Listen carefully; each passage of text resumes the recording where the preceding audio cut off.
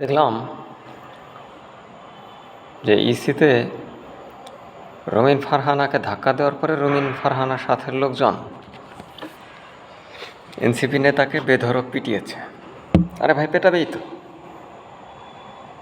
যখন আপনি আঘাত করবেন তখন প্রতিঘাত পাবেন না, পাবেন। আর এর প্রতি উত্তরে ফকির নির্বলা হাসনাত আবদুল্লাহ কি বলল, যে রুমিন ফারহানা নাকি আওয়ামী লীগের সাধারণ সম্পাদক। আরে শালা, কথা বললেই যদি আওয়ামী লীগ ট্যাগ দিস, তাহলে তোরা কি? তোরা তো স্বৈরাচার। তোদের তো এই দেশে থাকার অধিকার নাই। তোরা পাকিস্তান যা। তোরা এই দেশে কেন কথা বলিস? এটা কি তোর বাবার দেশ? তোর বাবার দেশ হচ্ছে পাকিস্তান। তোরা পাকিস্তানে রাজনীতি করবি, তোরা পাকিস্তানে খাবি, পাকিস্তানে সব কিছু করবি। তোরা বাংলাদেশের নিয়ে তোরা মাথা কামাস কেন? বাংলাদেশ নিয়ে মাথা কামাইলে রুমিন ফারহানা কামাইছে। বাংলাদেশ নিয়ে কথা বললে রুমিন ফারহানা বলছে, কিছু বললেই বলে যে 15 বছর কোথায় ছিলে। আরে রুমিন ফারহানা গত 15 বছর যাবৎ যেভাবে বৈপ্লবিক অবদান রাখছে, তোর বাবা পাকিস্তানিরা কি কখনো রাখছে এরকম?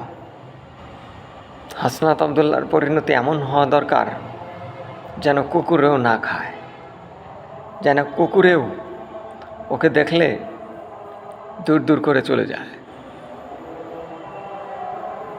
শুয়োরের বাচ্চা ইসলামী নাম ধারণ করে জামাত শিবিরের সেকেন্ড দল হিসেবে কাজ করছে, এজেন্ট হিসেবে কাজ করছে, পাকিস্তানের এজেন্ডা বাস্তবায়ন করার জন্য সব কিছু করছে, দেশটাকে ধ্বংস করে দিচ্ছে। এর জন্য এখনই যদি আমরা প্রতিবাদ না করি, এই শয়তানের বাচ্চাদেরকে যদি এখনই আমরা সবাই মিলে প্রতিহত না করি, তাহলে আগামীতে বাংলাদেশ বা বাঙালি জাতির জন্য ওরা হুমকি হয়ে দাঁড়াবে। অলরেডি এখনই হুমকি হয়ে দাঁড়িয়েছে। কারণ এখনই কেউ যদি ওদের বিরুদ্ধে কোনো কথা বলে, তাহলে তারা আওয়ামী ট্যাগ পায়, তারা এদেশে থাকার অধিকার হারায়, তারা ইন্ডিয়া যাবে, এই ধরনের কথার সম্মুখীন হয়। তাই আমি বলতে চাই, হাসনাত আবদুল্লাহর দেশ হচ্ছে, ওর বাবার দেশ হচ্ছে পাকিস্তান। ওর বাবার 14 গোষ্ঠী ছিল পাকিস্তানি। ও পাকিস্তানি, ও হচ্ছে রাজাকারের অবৈধ বীজে জন্ম নেওয়ার সন্তান। ও কেন এখানে থাকবে? ও পাকিস্তানে যাবে। বাংলাদেশের রাজনীতিতে ওর কোনো রাজনীতি করার অধিকার নেই। ওই স্টুডেন্টদেরকে ব্যবহার করে শেখ হাসিনাকে তাড়িয়ে বাংলাদেশে মবের মূল্য তৈরি করেছে। আরে ভাই, শেখ হাসিনাকে তোরা একলা তাড়াইছিস? তোর বাবার ক্ষমতা ছিল বিএনপি ছাড়া ফিল্ডে থাকার?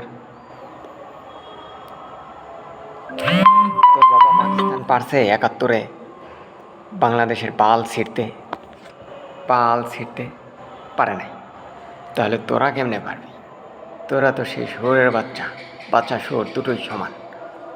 তোরাও পারতি না।